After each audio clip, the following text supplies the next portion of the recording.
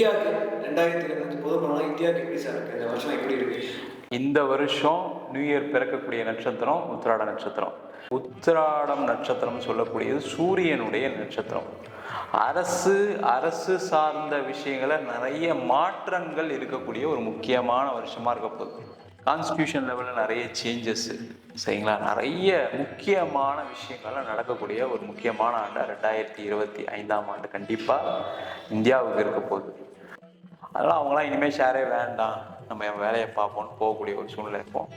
Market நல்லா இருக்கும், அதில் எந்த டவுட்டும் கிடையாது. ஆனால் ஷேர் மார்க்கெட்டில் ஏற்கனவே நிறைய பேர் அதுலேருந்து விலகிறதுக்கு ரீட்டைல் இன்வெஸ்டர்னு சொல்லலாம். அவங்களாம் வெளில போகிறதுக்கான சூழ்நிலைகள் இந்த 2025ஆம் ஆண்டில் கண்டிப்பாக.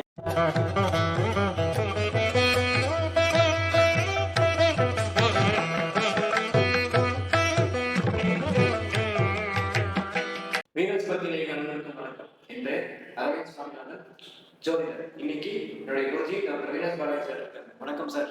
வணக்கம் அரவிந்த் சார். புது வருஷம் வருது, ஒரு வாரத்துக்கு புது வருஷம் வருது. 2025ஆம் ஆண்டு புது வருஷம்னாலே எல்லாத்துக்கும் புது முயற்சிகள், புது சிந்தனைகள் இருக்கும். ஸோ இந்தியாவுக்கு 2025 புது பரவலா இந்தியாவுக்கு எப்படி சார் இருக்கு? இந்த வருஷம் எப்படி இருக்கு? ரொம்ப நாளா நானே உங்களுக்கு இன்டர்வியூ எடுக்கணும்னு நினைச்சேன். இன்னைக்கு தான் அது நம்ம கைவிடையே வந்திருக்கு சார். ஸோ இந்த இது எல்லாமே வந்துருக்கு நமக்கு. ஸோ இந்தியாவுக்கு ஃபர்ஸ்ட் சொல்லியிருக்கு எப்படி சார் இருக்கு பார்க்கலாம். பார்த்தீங்கன்னா நீங்கள் முதல்ல கேட்டீங்க ரொம்ப நாள் கழிச்சு நான் வந்திருக்கேன் அப்படின்னு. நீங்கள் என்ன நட்சத்திரம்? உத்திராட நட்சத்திரம். இந்த வருஷம் நியூ இயர் பிறக்கக்கூடிய நட்சத்திரம் உத்திராட நட்சத்திரம். அதனால தான் நியூ இயர் பலனை நீங்கள் எடுக்கிறதுக்கு வந்திருக்கீங்க, இல்லைன்னா அதுக்கான வாய்ப்பு இல்லை. ஒன்று. ரெண்டாவது, இந்த வருஷம் 2025ஆம் ஆண்டு உத்திராடம் நட்சத்திரம் சொல்லக்கூடியது சூரியனுடைய நட்சத்திரம். அரசு சார்ந்த விஷயங்களை நிறைய மாற்றங்கள் இருக்கக்கூடிய ஒரு முக்கியமான வருஷமா இருக்க போகுது. அப்படின்னும்போது அரசு சார்ந்த விஷயங்கள் அப்படின்னு சொல்லும்போது இந்தியாவில் நிறைய அரசியல் மாற்றங்கள், கான்ஸ்டியூஷன் லெவலில் நிறைய சேஞ்சஸ் சரிங்களா, நிறைய முக்கியமான விஷயங்கள்லாம் நடக்கக்கூடிய ஒரு முக்கியமான ஆண்டு 2025ஆம் ஆண்டு கண்டிப்பாக இந்தியாவுக்கு இருக்க போகுது. அதே போல் கிரகநிலையெல்லாம் அது சார்ந்து தான் எல்லாம் நகருது. அதனால் கண்டிப்பாக இந்தியாவில் ஒரு முக்கியமான நிகழ்வுகள், முக்கியமான சரித்திரம் படைக்கக்கூடிய சாம்ராஜ்யங்கள்லாம் நடக்கக்கூடிய வாய்ப்பு 2025ஆம் ஆண்டில் கண்டிப்பாக உண்டு. ஸோ எக்கானமி மார்க்கெட் எப்படி சார் இருக்கும்? வர்த்தகத்துறை, வணிகத்துறை எப்படி சார் இருக்கும்? கண்டிப்பாக பார்த்தீங்கன்னா முதல்ல 4ஆம் இடத்திற்கு சனி பகவான் பயிற்சி ஆகிறார். அதுவும் குருவுடைய வீட்டில் சனி பகவான் பயிற்சி ஆகிறார். அந்த குருவுடைய வீட்டில் சனி பகவான் பயிற்சி ஆகும்போது பார்த்திங்கன்னா நிறைய பேருக்கு பண வசதி வாய்ப்புகள் இந்த 2025ஆம் ஆண்டில் கிடைக்கும். முதல்ல பணப்புழக்கங்கள் அதிகமாக இருக்கும். பணப்புழக்கம் இருந்தாவே பார்த்திங்கன்னா எல்லாருக்கும் வாய்ப்புகள் வரும். அப்போ டோட்டலாக ஓவராலாக பிஸ்னஸ் ஆப்பர்ச்சுனிட்டிஸ் நிறைய இருக்கக்கூடிய ஒரு முக்கியமான வருஷமாக இருக்க போகுது. ஏன்னா 2025ஆம் ஆண்டில் அதேமாதிரி குருவும் பயிற்சியாளர். குருவும் பார்த்திங்கன்னா 7ஆம் இடத்துக்கு தனுசு லக்னத்தில் இந்த வருஷம் ஆரம்பிக்குது. அதான் 7ஆம் இடம் சொல்லக்கூடிய மிதுன ராசியில் குரு பகவான் பயிற்சி ஆகிறார். அதனால் புதனுடைய வீடு, புதன் அப்படின்னாவே பிஸ்னஸ்ன்னு சொல்லுவோம். அந்த வீட்டில் குரு பகவான் வருவோம். பிஸ்னஸ் ஆப்பர்ச்சுனிட்டிஸ் நிறைய பேருக்கு வேறு வகையில். நான் பிஸ்னஸ் சொல்லும்போது எல்லாருமே செஞ்ச வேலையை செஞ்சிட்ருப்பாங்க. ஆனால் இந்த வரக்கூடிய 2025ஆம் ஆண்டில் புது அவென்யூஸ், புதிய தொழில்கள், புதிய வாய்ப்புகள், புதிய கண்டுபிடிப்புகளால் தொழில்கள் ஏற்படுவதற்கான வாய்ப்புள்ள முக்கியமான வருஷமாக 2025ஆம் ஆண்டு இருக்க போகுது. சூப்பராக சொன்னீங்க சார். ஸோ அடுத்ததாக வந்து ஃபாரின் கான்டாக்ட்ஸ், ஃபாரின் இன்வெஸ்ட்மெண்ட்ஸ் இதெல்லாம் நம்ம நாட்டுக்கு எப்படி யூஸ்ஃபுல்லாக இருக்கும் அந்த வருஷம்? கண்டிப்பாக ஃபாரின் இன்வெஸ்ட்மெண்ட் சொல்லக்கூடியது முக்கியமாக பார்த்தீங்கன்னா 2025ஆம் ஆண்டில் 4ஆம் இடத்துல இருக்கக்கூடிய, அதாவது கும்பத்தில் மீனத்தில் இருக்கக்கூடிய ராகு பகவான் கும்பத்துக்கு பயிற்சி ஆகிறார். இந்த கும்பத்தில் ராகு வரும்போதெல்லாம் பார்த்தீங்கன்னா வெளிநாட்டில் உறவில் நிறைய மாற்றங்கள், முன்னேற்றங்கள் வரும்.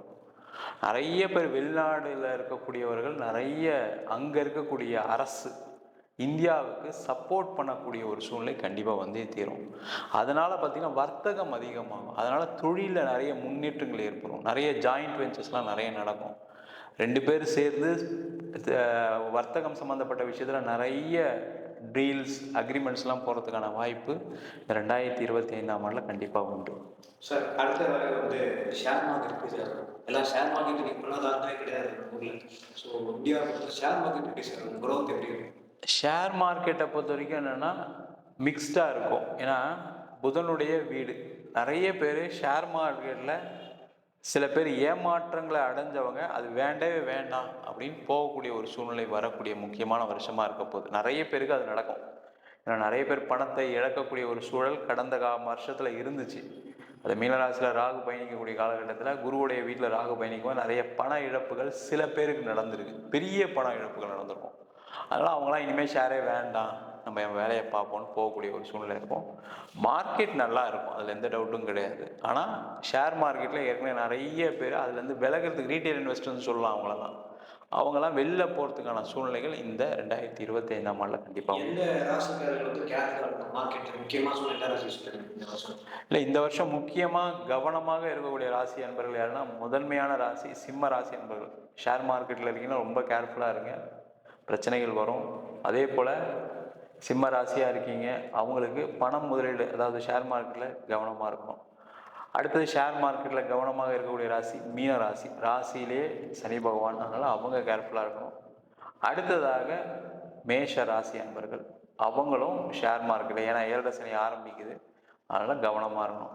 அடுத்ததாக விருச்சக ராசி அன்பர்கள். விருச்சக ராசிக்கு என்னென்னா 8ஆம் இடத்துல குரு பகவான் வராரு. அதனால் அந்த வரக்கூடிய காலகட்டத்தில் மே மாதத்துக்கு அப்புறம் இன்னும் கவனமாக இருக்கக்கூடிய முக்கியமான அமைப்பு இந்த ராசி அன்பர்களுக்கு ஷேர் மார்க்கெட்டில் இருக்க போகுது. அப்புறம் சார், நீங்கள் வந்து என்ன வந்து எஜுகேஷன் ரொம்ப ஒரு ஃபேவரட்டான சப்ஜெக்ட்டு. ஸோ இந்த வருஷம் வந்து எஜுகேஷன் டெவலப்மெண்ட்ஸ் எப்படி சார் இருக்கும்? எஜுகேஷனை பொறுத்த வரைக்கும் நிறைய மாற்றங்கள் வரும், முன்னேற்றங்கள்லாம் வரும். ஏன்னா புதனுடைய வீட்டில் குரு பகவான், புதனுடைய வீட்டில் குரு பகவான் சொல்லும்போது பார்த்தீங்கன்னா எஜுகேஷன் சிஸ்டத்தில் இருக்கக்கூடிய பிரச்சனைகள் தீரக்கூடிய ஒரு அமைப்பு உண்டு. ஏன்னா நிறைய சில எக்ஸாம்ஸ் அது வேண்டாம் இது வேண்டாம் இதை பண்ணலாமா வேண்டாமான்னு நிறைய குழப்பமான சூழ்நிலைகள் அரசாங்கத்தில் போயிட்டுருக்கு. அப்போ அதில் ஒரு ஸ்ட்ரீம்லைன் பண்ணி இதெல்லாம் செஞ்சால் கரெக்டாக இருக்கும், இதெல்லாம் பர்ஃபெக்டாக செய்யணும், இதெல்லாம் செஞ்சே ஆகணும் அப்படின்ற நிறைய அரசு சம்பந்தமான விஷயங்களில் அதுவும் படிப்புக்கு ஒரு நிறைய முக்கியத்துவம் கொடுத்து மாற்றங்களை செய்யக்கூடிய ஒரு முக்கியமான வருடமாக 2025ஆம் ஆண்டு இருக்க போகுது. சூப்பராக சொல்லுங்கள் சார். அதே மாதிரி ஃபோன் எப்படி சார், ஃபோனில் புது புது டெக்னாலஜிஸ் வருது. ஸோ இந்த வருஷம் தொடர்ந்து டெலிகம்யூனிகேஷன் ஃபீல்ட் ஃபோனில் எப்படி சார் இருக்கும்? ஃபோன், கம்ப்யூட்டர், லேப்டாப்ஸு பாருங்கள் நிறையா புது புது டெக்னாலஜிஸ் வந்துட்டு இருக்கு. ஸோ இந்த வருஷம் எப்படி டெவலப்மெண்ட் இருக்குமோ அந்த செக்டாருக்கு எப்படி சார் இருக்கும்? கம்யூனிகேஷன் அப்படின்னு சொல்லக்கூடியது 3ஆம் பாவம்னு சொல்லுவோம், தகவல் தொடர்புன்னு. இப்போ பிறக்கக்கூடிய வருஷம் பார்த்திங்கன்னா தனுசு ராசியில் லக்னம் வருது. அப்போ தனுசு ராசிக்கு 3ஆம் இடத்தில் ராகு பகவான் வரப்போகிறார் மே மாதத்துக்கு அப்புறம். அதுலேருந்து பார்த்திங்கன்னா டெக்னாலஜி வேறு லெவலில் இருக்க போகிறோம். ஏற்கனவே ஐஏஏ அதெல்லாம் சொல்கிறாங்க. அதனுடைய அடுத்த நிலைக்கு முக்கியமாக அது ஒரு பெரிய ஒரு சாம்ராஜ்யத்தை ஏற்படுத்தக்கூடிய டெக்னாலஜி இல்லாமல் எதையுமே செய்ய முடியாது, எல்லாருமே டெக்னாலஜிக்குள்ளே தான் வந்தாகணுன்ற ஒரு சூழ்நிலையை 2025ஆம் ஆண்டு கண்டிப்பாக கொடுக்கும். ஃபோன்லாம் பார்த்திங்கன்னா வேறு முறையில் இப்போ பார்த்திங்கன்னா 5G இப்போ நம்ம யூஸ் பண்ணிகிட்டு இருக்கோம். அடுத்து 6Gலாம் கண்டிப்பாக 2025 வந்தே தீரும். அதுக்கான சூழ்நிலைகள் இருக்கிறது, நெருக்கடியான ஒரு நிலைமை வரப்போகுது. அப்போ எல்லாருமே அதை பயன்படுத்துகிற மாதிரி தான் வரக்கூடிய ஒரு நிலை உண்டு.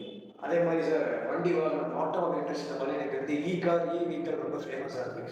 ஸோ அது எப்படி சார் காம்படிஷன் கொடுக்குமா பெட்ரோல் வெஹிக்கிள் எப்படி? கண்டிப்பாக இப்போ பார்த்தீங்கன்னா கவர்மெண்ட் பாலிசியாக தான் சொன்னேன். ஃபஸ்ட்டு சொன்னதே என்னென்னா கவர்மெண்ட் சைடில் நிறைய சேஞ்சஸ் வரும், நிறைய லா சேஞ்சஸ்லாம் வரும், கான்ஸ்டியூஷன் நிறைய மாற்றங்கள்லாம் சொன்னோம். அப்போ அதில் முக்கியமான மாற்றமாக 2025ஆம் ஆண்டில் பெட்ரோல் வெஹிக்கிளை ரீப்ளேஸ் பண்ணக்கூடிய ஒரு முக்கியமான அமைப்பு இந்த எலக்ட்ரிக் வெஹிக்கிள்ஸ்க்கு வரப்போகுது.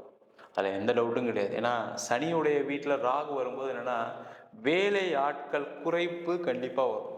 வேலை ஆட்கள் குறைப்பு எப்போ வரும்? ஒரு மெக்கானிக்கல் சைட்லேருந்து நீங்கள் வேறு லெவலுக்கு போனால் தான் வரும். அப்போ மெக்கானிக்கல் வெறுமே எந்த ஒரு இது இல்லை, இன்ஜின் வந்துட்டு ஒர்க் ஆகுது, அது எலக்ட்ரிக்கலாக தான் ஒர்க் ஆகுது, மற்ற விஷயங்கள்லாம் இல்லைன்னும் போது கண்டிப்பாக மெக்கானிக்கல் சைடில் இம்பார்ட்டன்ஸ் குறைய தான் போகுது. அதில் எந்த டவுட்டும் கிடையாது. அதனால் எலக்ட்ரிக் வெஹிக்கிளுக்கு அதேமாதிரி புதுசாக இது மட்டும் எலக்ட்ரிக் மட்டும் இல்லாமல் பல விதமான இப்போ பார்த்திங்கன்னா டிரைவரே இல்லாமல் கார்லாம் பயணிக்கக்கூடிய மாதிரிலாம் நிறைய கொண்டு வந்துட்டாங்க. அதெல்லாம் வேர்ல்டு ஓவரில் எல்லா கண்ட்ரிலையும், அது முக்கியமாக இந்தியாவில் அதெல்லாம் வரதுக்கான ஒரு சூழ்நிலைகள் 2025ஆம் ஆண்டு கண்டிப்பாக இருக்க போகுது. அப்போ அதே மாதிரி சார் இன்னொரு விஷயம், கலைத்துறை முக்கியமான விஷயத்துக்கு லாஸ்ட்டு ஒரு 4 வருஷமாக பார்த்தோம்னா வந்து கலைத்துறை பெருசாக இல்லை.